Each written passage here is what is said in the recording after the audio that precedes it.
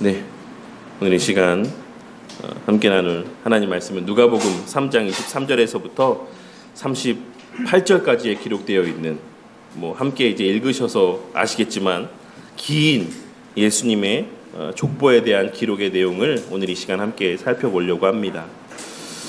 성경을 읽다 보면 우리가 가장 많이 막히는 부분들이 이런 족보와 같은 이게 무슨 의미가 있는가라고 여겨질 만큼 계속해서 반복적으로 언급되어지는 내용들이 우리에게 있어서 성경을 읽는데 어떤 큰 장애물과 같이 여겨지는 경우들이 많이 있습니다. 그래서 일부의 분들은 이 족보는 그냥 훌쩍 건너뛰어서 이제 그 다음에 스토리가 있는 내용들부터 말씀을 읽기 시작하거나 아니면 그냥 대충 이 말씀의 내용들을 훑고 지나가는 경우들이 많이 있는 것입니다. 하지만 성경이 족보를 기록한 것에는 깊은 의미가 있습니다. 사실 이 한자 한자가 다 의미가 있고 정말 이 성경에 기록할 말들이 너무나도 많이 있을 텐데 이런 긴 분량을 할애해서 이러한 족보의 내용들 혹은 반복되어지는 어떤 내용들을 기록할 때에는 그의 분명한 어떤 의미들이 담겨 있는 것입니다. 그리고 그 가운데 족보는 한 사람의 정체성을 보여주는 중요한 증거라는 의미에서도 너무나도 중요한 말씀이라고 할 수 있습니다. 그리고 그러한 성경에 기록된 여러 족보들 가운데 예수님의 족보와 관련된 내용은 복음서 중에서 이 마태복음과 누가복음 두 권에 기록되어 있는 것을 확인할 수 있습니다. 그런데 성경을 보셔서 아시겠지만 이 두 족보는 많이 다른 내용과 다른 방식으로 기록되어 있다는 사실을 우리는 기록된 말씀의 내용을 통해 확인할 수 있습니다. 그 가운데 먼저 짧게 마태복음의 족보에 대해서 간략하게 언급을 하자면 마태복음에 기록된 예수님의 족보는 아브라함으로부터 시작을 해서 다윗과 솔로몬을 거쳐 예수님께로 이어지는 하향 방식으로 기록이 되어 있습니다. 그리고 그 이유는 마태복음의 기록 의도 및 그 1차 수신자가 어떤 자들이었는가라고 하는 것과 관련이 있는데 마태는 1차적으로 유대인 그리스도인들을 염두에 두고 마태복음을 기록하였기 때문에 이 마태복음의 기록 의도 가운데 하나는 예수님이 그 유대인들에게 있어서 이 예수님이 약속된 메시아다. 너희들이 그토록 기다려왔던 그 다윗의 후손으로서의 그 메시아다라는 사실을 증거하는 데 있었으므로 마태는 예수님이 아브라함의 후손이요 다윗의 자손으로 약속된 메시아이시자 왕위를 계승하는 데 있어서의 정통성을 가진 메시아이심을 강조하기 위해 아브라함으로부터 이어지는 족보의 내용을 기록했다라고 할 수 있습니다. 쉽게 말해 마태복음에 기록된 예수님의 족보는 예수님의 정통성을 증거하는 목적에서 기록된 족보인 것입니다.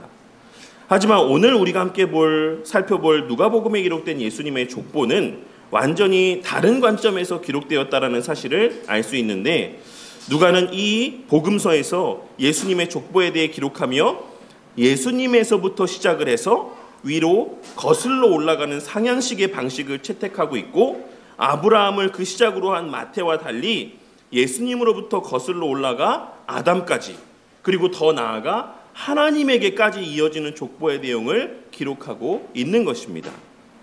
그리고 누가가 기록한 이 족보의 내용 또한 누가복음의 1차 수신자가 누구냐라고 하는 것과 밀접한 관계가 있다라고 할 수가 있는데 우리가 잘 알고 있는 것처럼 누가복음은 이방인 그리스도인들을 대상으로 기록된 복음서입니다. 그리고 오늘날에도 일부 사람들이 말하는 것처럼 예전에 또 그랬고 제가 종종 이제 인터넷에서 여러 이제 교회와 관련된 기사들을 보다 보면 저는 사실 기사의 내용보다도 댓글 보는 걸 더 좋아하긴 하는데 이제 그 댓글 내용들 가운데 어떤 내용들이 종종 눈에 띄냐면 중동에 유대인들이 믿던 신을 왜 너희들도 그렇게 믿는다라고 이렇게 이야기하느냐라고 이야기하는 어떤 내용들을 종종 볼 때가 있습니다. 그러니까 오늘날에도 일부 사람들이 그와 같이 말하는 것처럼 당시에도 예수님은 유대인들만의 메시아로 인식되어 있는 경우들이 있었습니다. 그러한 시대적 환경적 배경 속에서 누가는 마태와 다른 방식과 다른 내용으로 예수님의 족보를 기록하므로 예수님이 단지 유대인들만의 왕이 아니라 예수님이 단지 유대인들만이 기다려왔고 유대인들만을 구속하시기 위해 오신 그러한 메시아가 아니라 모든 인류의 구세주이시고 왕이심을 이러한 족보의 서술의 방식과 내용을 통해 선포하고 나타내 보여주고 있는 것입니다. 그런데 여기서 또 한 가지 우리가 주목해 보아야 될 것은 이 족보에 등장하는 대부분의 이름들이 성경의 기록이나 역사에 그 이름을 남긴 위대한 인물들이거나 주목할 만한 사람들은 아니었다라는 것입니다. 물론 이 말씀들 가운데 우리가 잘 알고 있는 익숙한 이름들도 있습니다. 하지만 그 외에 더 많은 부분들에는 우리가 그렇게 익히 알고 있는 성경에 언급되어져 있는 그런 사람들이 아닌 우리에게 낯설은 이름들이 빼곡하게 기록되어 있다는 사실을 우리는 이 족보의 내용을 통해 확인할 수 있다는 것입니다. 오늘 이 시간 우리는 이러한 의미들을 지니고 있는, 물론 이 외에도 오늘 이 시간 제가 설교의 말씀 가운데 언급할 의미들 외에도 이 족보가 갖고 있는 의미들이 더 많이 있지만 오늘 이 시간엔 특별히 이 한정된 주제 안에서 누가를 통해 기록하신 예수님의 족보의 의미를 살펴봄을 통해 예수님의 족보에 기록된 여러 인물들과 같이 아무 특별할 것도 없는 우리와 같은 자들이 그리스도를 통해 어떤 존재가 되었고 그로 말미암는 은혜와 복이 무엇인지를 함께 살펴보며 그 놀라운 복과 은혜가 우리에게 다시 한번 되새겨지는 은혜를 누리는 복된 시간이 되기를 바랍니다. 이 시간 우리가 가장 먼저 생각해 볼 것은 누가를 통해 기록해 하신 이 족보의 내용이 당시 이 족보를 가장 먼저 접했을, 그러니까 누가를 통해서 이 내용을 가장 먼저 접했을 1차 수신자들이었던 그 이방인 그리스도인들에게 어떻게 받아들여졌을까라는 것이다라고 생각을 합니다. 예수님 당시 유대사회뿐만 아니라 고대 근동지역에서의 족보는 자신의 정체성과 자신의 어떤 자격들을 증명하는 중요한 내용이고 문서였습니다. 그리고 그러한 문화는 오늘날에도 종종 유명한 가문들 안에서 예를 들자면 미국의 정치 명문 가문으로 알려져 있는 케네디 가문이라든지 영국의 왕가인 윈저 가문이라든지 이탈리아의 메디치 가문이라든지 정말 소위 뼈대 있는 가문들에게는 오늘날에도 저는 그 가문 사람입니다라고 하는 것들이 통용되어지고 있긴 하지만 이것은 일부 지역에서만 일부 사람들에게만 해당되는 내용이고 이러한 모습은 중세까지 매우 보편적인 모습이었다라고 할 수 있습니다. 그렇기에 중세 시대에는 우리 성도님들도 중세 시대를 배경으로 하고 있는 영화나 드라마들을 보시면 종종 이제 확인할 수 있는 것처럼 중세 시대에는 누군가가 어떤 사람에 대해서 물을 때 누구의 자식이냐 혹은 어느 가문 사람이냐 이런 것들을 묻고 또 자신에 대해서 이야기할 때에도 저는 누구의 자녀입니다. 누구의 자손입니다. 어느 가문의 사람입니다.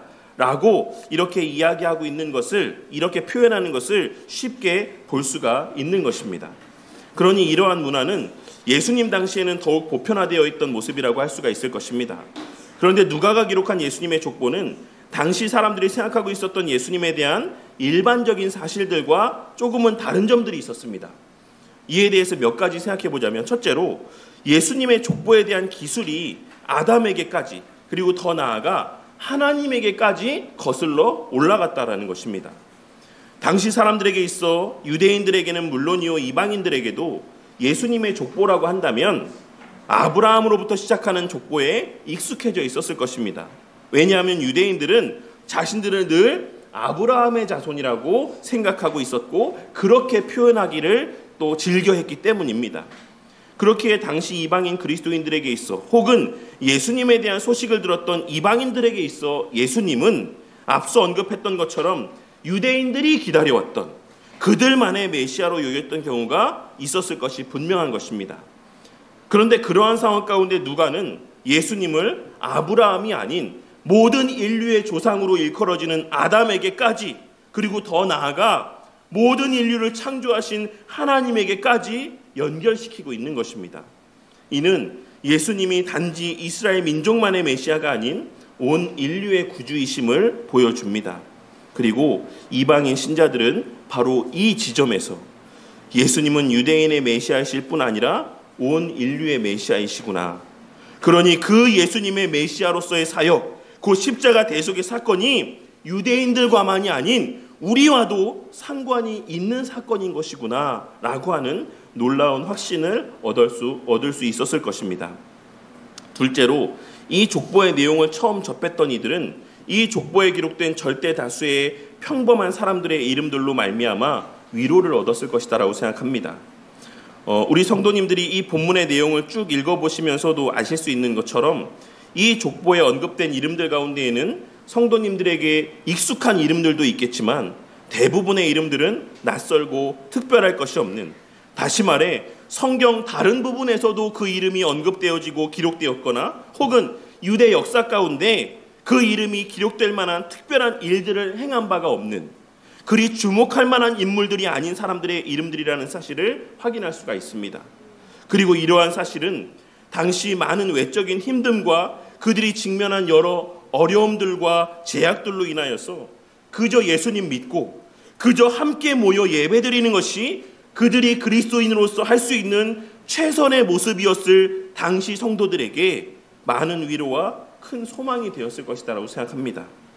왜냐하면 이 족보에 기록된 인물들에 대한 언급을 통해 알 수가 있는 것처럼 하나님의 구속의 역사는 각 시대를 호령하고 각 시대에 괄목할 만한 업적들을 남기고 성경에 기록될 만한 엄청난 믿음의 족적을 남긴 자들을 통해서만 계승되고 완성되어 온 것이 아닌 철저히 하나님의 약속에 근거한 하나님의 신실하신 주권적인 역사 가운데 오히려 더 많은 경우 아무 특별할 것도 없어 보이는 평범한 이들의 평범한 삶을 통해 계승되고 성취되고 완성되어 온 것이라 할 수 있기 때문입니다. 당시 이방인 성도들은 바로 이 지점에서 큰 은혜를 누렸을 것이다라고 생각합니다.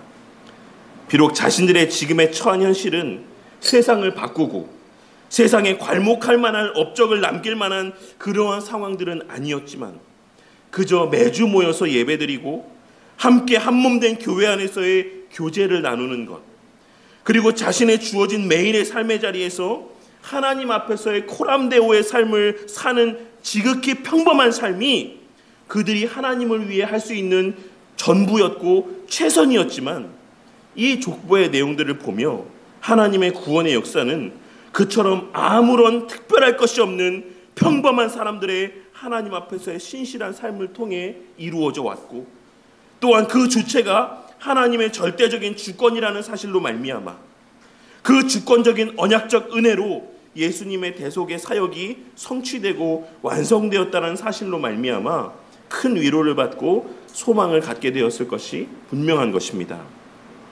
그리고 마지막 셋째로, 당시 성도들은 이 족보가 결국 하나님에게까지 이어진다는 사실로 인하여서 예수님의 십자가 대속의 사역으로 말미암는 구원의 본질이 무엇인가를 깨닫게 되었을 것입니다.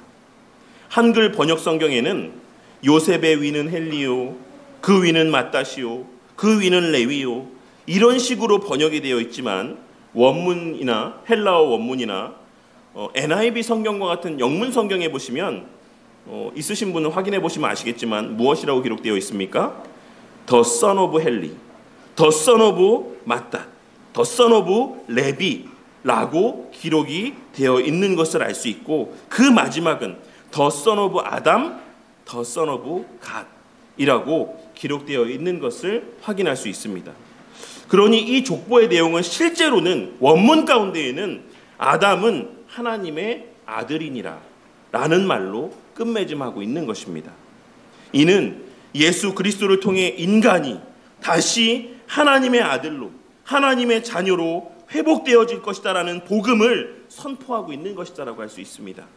그리고 이를 통해 당시 성도들은 예수님을 통해 성취되고 완성된 구원이라는 것은 단지 자신들의 죄 문제가 해결되는 것만이 아닌, 그러니까 자신들이 받아야 되는 죄의 문제가 그 죄값이 해결되었다는 것만이 아닌 하나님과의 관계의 회복을 의미하는 것이자 하나님의 아들, 하나님의 자녀가 되는 것이다라는 사실을 이러한 족보의 내용을 통해 분명히 깨달을 수 있었을 것입니다. 그리고 더 나아가 지지난주 주일 예배 때 나누었던 로마서 3장에 기록된 말씀에서 언급되었던 것처럼 아담도 이르지 못했던 영광의 상태, 즉 그리스도 안에서 그리스도와 같이 하나님의 독생자와 같은 영광의 지위와 특권을 온전히 누리고 만끽하게 된 것이다라고 하는 사실을 이 족보의 내용을 통해 깨닫게 되었을 것이 분명한 것입니다. 그러니 이방인 성도들에게 있어 이 족보의 내용은 낯선 내용이기도 한 동시에 그들에게 큰 위로와 소망을 주는 말씀으로 여겨졌을 것이 분명한 것입니다. 그런데 우리는 이 족보의 내용뿐만 아니라 이 족보가 배치된 그 위치에서도 그 의미를 발견할 수 있어야지만 되는데, 우리는 이 족보의 내용이 예수님의 세례를 받으시는 장면에 대한 내용과 예수님께서 이제 광야에서 사탄으로부터 시험을 받으시는 내용 사이에 위치하고 있다라는 사실을 좀 주목해 볼 수 있어야지만 될 것입니다. 그렇다면 누가는 왜 예수님의 이 족보의 내용을 예수님의 세례 받으시는 장면과 예수님의 광야에서의 시험 받으시는 그 사건 사이에 배치한 것이겠습니까? 우리는 먼저 첫째로 예수님께서 세례를 받으실 때 하늘에서 음성이 들렸다는 사실에 주목해 볼 수 있어야지만 될 것입니다. 그 당시 그때 어떤 음성이 들려왔습니까? 예수님께서 세례를 받으실 때 이 누가복음 가운데 언급된 바에 따르면 하늘에서 어떤 음성이 울려 퍼졌습니까? 너는 내 사랑하는 아들이라, 내가 너를 기뻐하노라 라는 말씀이었습니다. 그리고 이어지는 족보에서 누가는 누가 하나님의 아들이라고 표현하고 있습니까? 물론 오늘 말씀에서의 족보는 예수님의 족보에 대한 기록이기 때문에 궁극적으로는 이 말씀들이 그러니까 37절과 38절, 특별히 38절에 언급된 이 내용이 예수님의 하나님의 아들이라는 사실을 말씀하고 있는 것이긴 하지만, 그러니까 이 38절 문장 그 자체로만 놓고 보자면 1차적으로 누구를 하나님의 아들이라고 말씀하고 있는 것이다라고 할 수 있겠습니까? 아담을 하나님의 아들이라고 말씀하고 있는 것을 우리는 확인할 수 있는 것입니다. 그러니 이는 예수님이 아담과 동일한 선상에 위치한 존재라는 사실을 말씀하고 있는 것인 동시에 예수님의 인성을 증거하고 있는 말씀이라고도 할 수 있습니다. 다시 말해 누가는 예수님의 세례받으심의 장면에서의 모습을 통하여서 예수님의 하나님의 아들로서의 신성을 증거한 이후에 이어지는 말씀에서 예수님의 족보를 기록하며 그 예수님은 또한 완전한 인간이라는 사실을 증거하고 있는 것이고, 그와 동시에 그 예수님은 완전한 하나님이신 동시에 완전한 인간으로 누구와 같은 위치로 오신 분이다? 아담과 같은 위치로 이 땅에 오신 분이라는 사실을 말씀하여 주고 있는 것입니다. 예수님이 바로 하나님의 아들로 둘째 아담으로 이 땅에 오신 분이라는 사실을 이러한 족보의 기술의 내용을 통해 그리고 위치적인 배열을 통해 나타내 보여주고 있는 것입니다. 그리고 이러한 맥락에서 누가는 이 족보의 내용을 기록한 이후에 사단으로부터의 시험의 내용을 기록하므로 둘째로 예수님께서 받으신 이 시험이 누구를 위한 시험이며 어떠한 의미를 지니는 시험인지를 나타내 보여주고 있는 것입니다. 누가는 이를 통해서 이후 예수님께서 받으실 사단으로부터의 시험은 예수님 개인이 받으신 시험이 아니라, 예수님 그 자신이 받으신 시험이 아니라 첫째 아담이 실패했던 그 시험, 자기 자신을 향한 이기적인 마음의 발현과 관계된 시험이자 이제 예수님께서는 둘째 아담으로 온 인류의 대표로서 그 시험을 감당하신 것이고, 그 시험에서 승리하심을 통해 본래 성삼위 하나님께서 계획하셨던 인간의 인간다움의 영광, 하나님의 형상으로서의 그 영광이 회복되고 완성되었다라는 사실을, 그리하여 이제 그 그리스도 안에 거하는 자들, 그 둘째 아담 안에 거하는 자들은 그 안에서 아담보다 더욱 영광스러운 존재로서의 삶을 살 수 있게 되었다라는 사실을 말씀하여 주고 있는 것이다라고 할 수 있는 것입니다.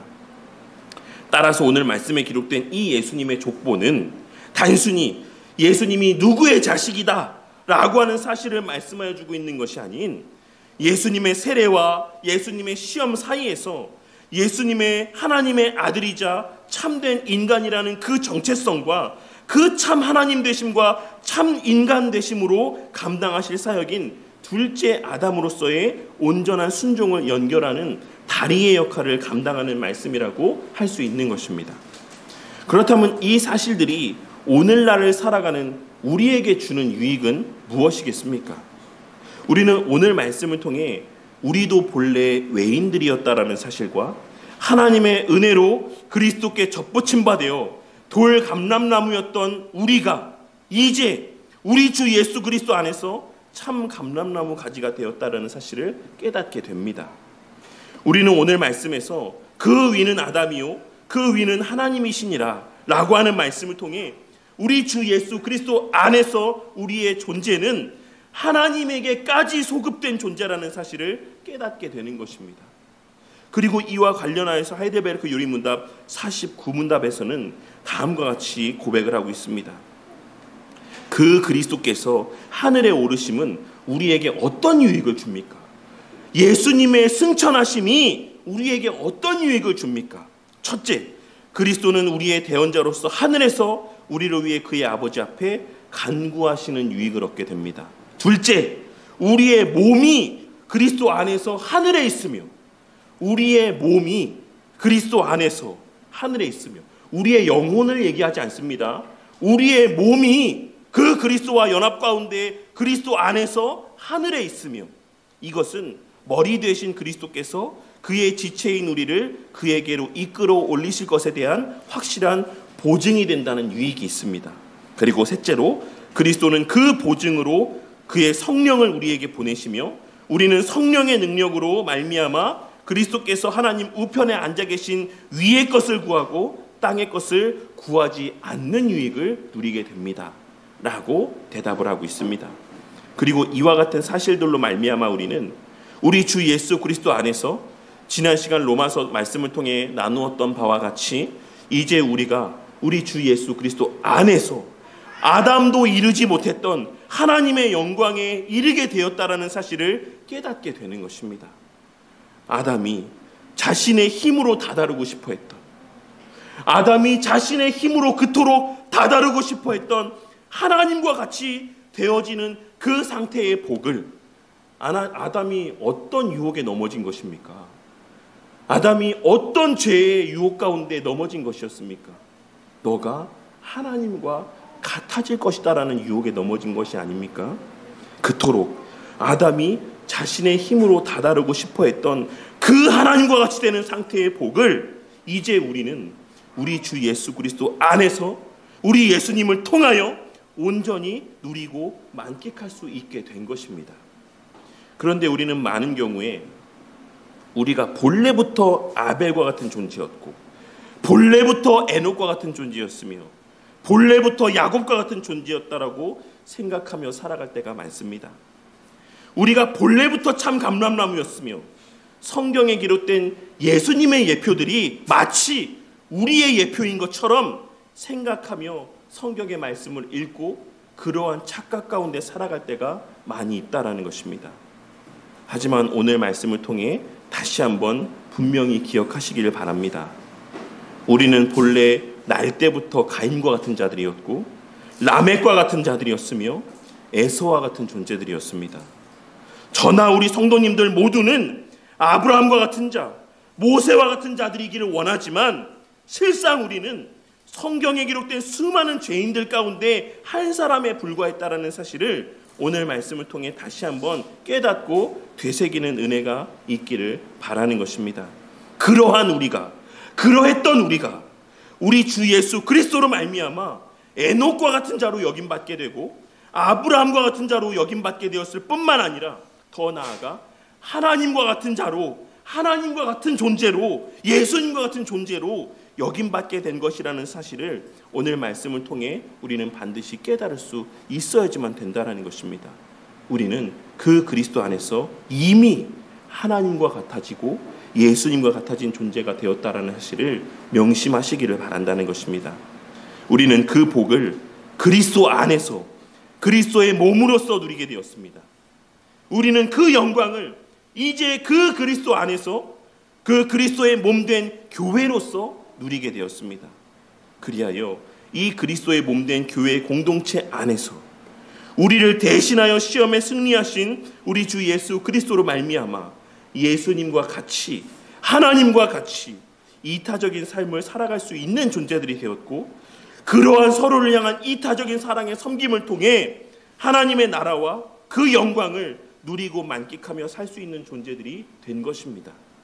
하지만 그럼에도 불구하고 이 땅에서의 우리의 삶 가운데 여전히 우리에게 남아있는 죄의 흔적인 예전의 이기적인 습성들로 말미암아 우리는 때때로 가인과 같은 사고 가운데 살아가려 할 때가 있고, 라멕과 같은 사고 가운데 살아가려 할 때가 있습니다. 무슨 말입니까? 가인이나 라멕과 같이 내가 무엇을 해서 영광을 드러내야겠다, 나의 어떠함을 드러내 보여야겠다, 나의 신앙을 좀 드러내 보여야겠다, 나의 하나님 앞에서의 열심들을 좀 자랑할 수 있는 그런 모습들이 나에게 있어야지만 되겠다 라는 생각에 사로잡혀 살아갈 때가 있다라는 것입니다. 마치 내가 어떠함을 통해 더 큰 영광이 드러날 수 있는 것처럼, 가인이 자신의 열심을 드러내려 했던 것처럼, 라멕이 자신의 외적인 힘과 능력을 자랑하고 의지했던 것처럼, 입으로는 하나님의 영광을 말하면서 실제로는 내 영광과 내 의로움과 내 어떠함을 드러내고 자랑하며 의지하는 모습을 나타내 보이려 할 때가 있다라는 것입니다. 하지만 예수님께서는 무엇이라 말씀하셨습니까?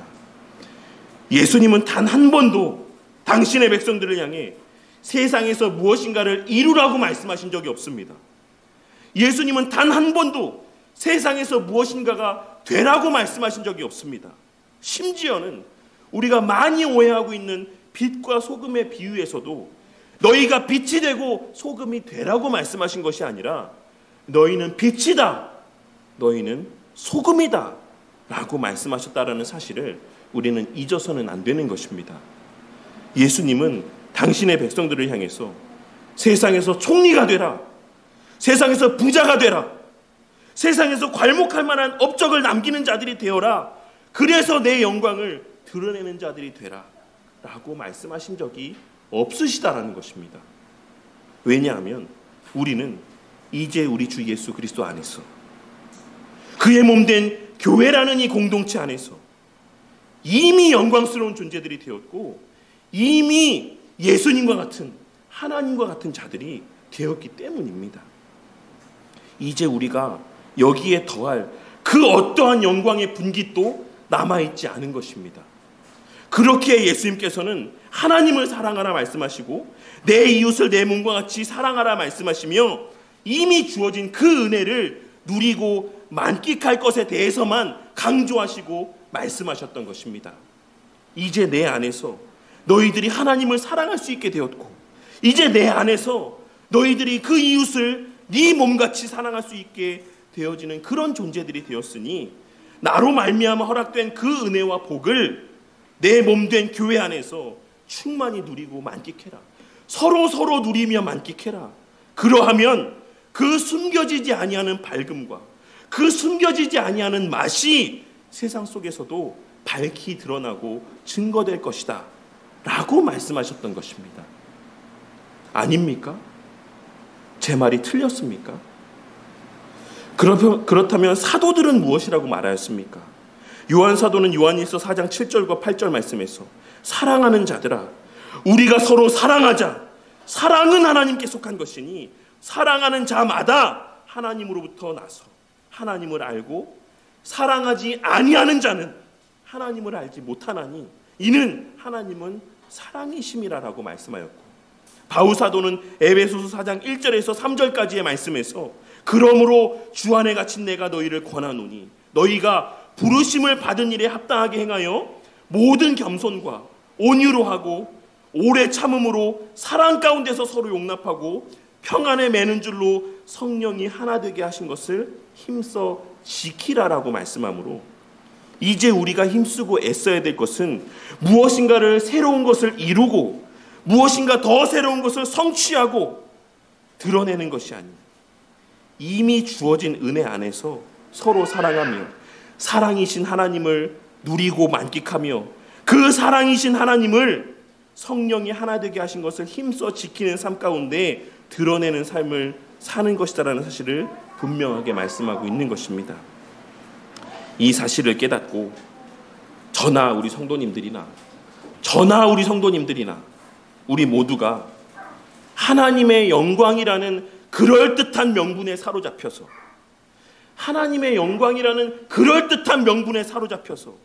오히려 그 하나님의 영광을 가리고 이미 밝히 드러나고 있는 그 하나님의 영광을 가리고 더 나아가 우리 주 예수 그리스도께서 행하신 대속의 사역의 은혜를 훼손하는 삶을 살아가는 자들이 되지 않길 바랍니다. 오늘 말씀을 통해 우리 주 예수 그리스도 안에서 그 예수님으로 말미암아 회복된 은혜 가운데 하나님을 사랑하고 이웃을 사랑하는 삶이야말로 하나님의 그 영광, 회복하신 그 영광, 이미 성취하시고 확실히 드러내신 그 영광을 가장 온전히 드러내는 삶이라는 사실을 깨닫고 세상에서 무엇이 되기보다, 세상에서 어떠한 괄목할 만한 족적을 남기기 위해 애쓰기보다 이 주의 몸 된 교회 안에서 더욱 예수님과 같이 살아갈 수 있게 되기를, 하나님과 같이 살아갈 수 있게 되기를 위해 기도하며 성령의 하나 되게 하신 은혜를 지키고 더욱 풍성히 누리고 만끽하기 위해 애쓰는 저와 우리 모두가 되기를 바란다는 것입니다. 말씀을 맺겠습니다. 우리는 오늘 말씀에서의 족보를 통해 우리와 같이 아무것도 아니었던 자들이 그리스도를 통해 하나님과 같은 자들이 되었다라는 사실, 우리 주 예수 그리스도와 같은 자들이 되게 되었다라는 사실을 깨닫게 됩니다. 그리하여 시험도 이기고 사랑으로 거룩한 삶, 구별된 삶을 살아갈 수 있는 존재들이 되었다는 사실을 깨닫게 되고, 그러한 삶이 바로 예수님과 같은 삶이라는 사실을 깨닫게 됩니다. 저와 우리 모두가 성경에 기록된 예수님의 예표로서의 위대한 인물들에만 지나치게 집중하지 않기를 바랍니다. 다윗에게만 집중하고, 모세에게만 집중하고, 야곱에게만 집중하고, 요셉에게만 집중하는 그러한 삶을 살게 되지 않기를 바란다는 것입니다. 우리는 본래 다 이삭이 아닌 이스마엘이었고, 아벨이 아닌 가인이었고, 에녹이 아닌 라멕과 같은 자들이었으며, 범죄한 아담과 같은 자들이었습니다. 그러한 우리가 그리스도 안에서 아담도 이르지 못했던 하나님의 영광에 이르게 된 것입니다. 그러니 그러한 극치의 은혜를 늘 기억하고 살아가며 다른 이들을 품고 사랑하며 섬기기보다 여전히 가인이나 여전히 라멕과 같이 내가 무엇을 해서 하나님의 영광을 드러내야겠다, 내가 무엇을 해서 하나님의 영광을 세상 가운데 증거해야 되겠다라는 이기적인 죄된 생각에 사로잡혀 성령의 하나 되게 하신 것을 힘써 지키는 것이 아닌 오히려 깨뜨리고 흩어버리는 자들이 되지 않기를 바라는 것입니다. 예수님의 하신 일이 아닌 내가 하는 일에 사로잡혀 오히려 이미 허락된 하나님의 영광을 가리우고 그리스도의 대속의 사역의 가치를 훼손하는 삶을 사는 자들이 되지 않기를 바란다는 것입니다.